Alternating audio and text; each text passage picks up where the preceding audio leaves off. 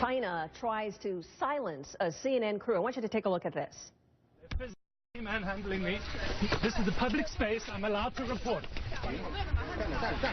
This is not illegal what we're doing. This is our own David McKenzie and his team roughed up by police in Beijing. They were trying to prevent the CNN crew from reporting on the trial of a human rights attorney accused of organizing protests against official corruption. Here's his report. So we're heading towards a court in Beijing where a prominent activist goes on trial today. Why? This is a public space. There's no need to shout at me. So the court is just behind us. The name of the activist is Zhu Zhirong.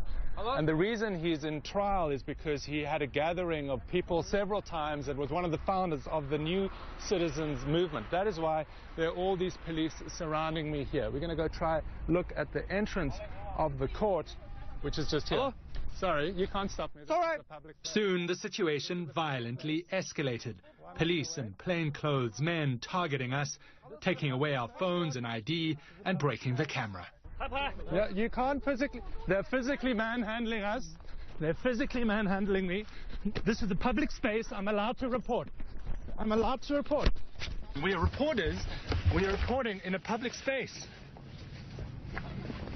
Ow. Hey, do not physically manhandle us like this. Other international journalists were roughed up during the trial. One policeman told me they were following orders. They've moved us from the van into a police car. A government spokesman said they will investigate the incident, but that without law and order, there will be, quote, chaos in China. The police and the plainclothes guys drove us to the street corner several blocks away from the and then just dumped us on the side of the street. We would be shooting this with our camera, but they entirely tore off the front section of the viewfinder so Charlie can't use it at all. This really shows how much China wants to manage the message.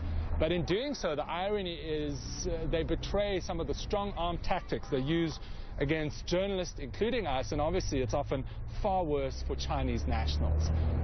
David McKenzie is joining us live from Beijing. And David, first of all, we're glad that you're okay. You handled that very well, very calm during the whole altercation there. What's amazing is that you still have the tape, that we were actually able to see this unfold. Did they even realize that they hadn't taken the tape, that this is something that they would be exposed for?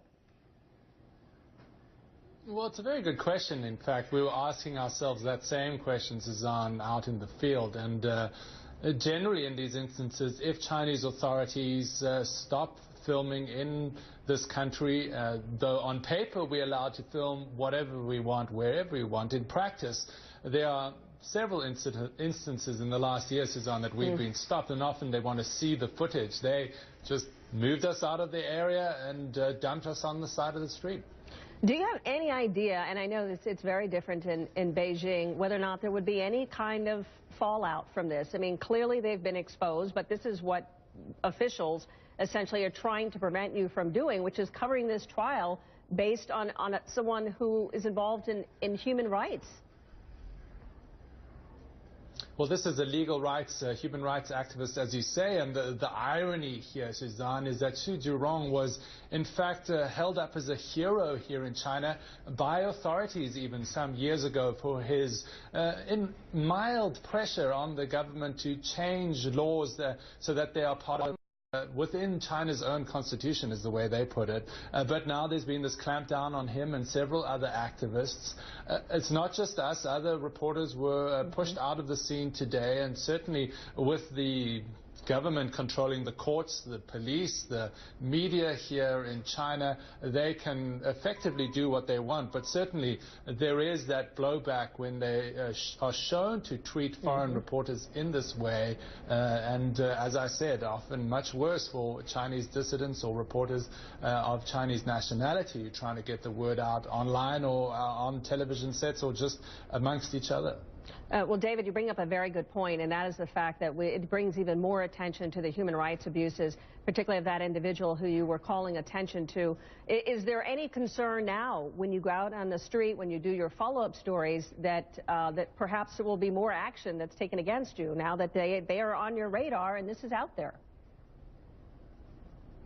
Well, it has to be on your radar no matter where you're reporting around the world. I don't want to overplay this incident, but certainly there are certain things that one has to be careful of in China in terms of dealing with authorities. This is a one-party state that controls the media entirely on the local level. There's no such thing as a really independent Chinese media within the country. So foreign reporters play this role that is trying to get the word out when, say, others cannot. One interesting point, Suzanne, is throughout the day today when we've been reporting, CNN's own signal has been blocked within China by authorities. So often it's not so much us reporting to the rest of the world that it's an issue, it's they don't want us reporting to China and to Chinese nationals and what they might glean from our reporting. But we certainly will do our best to get the stories out no matter what the pressure.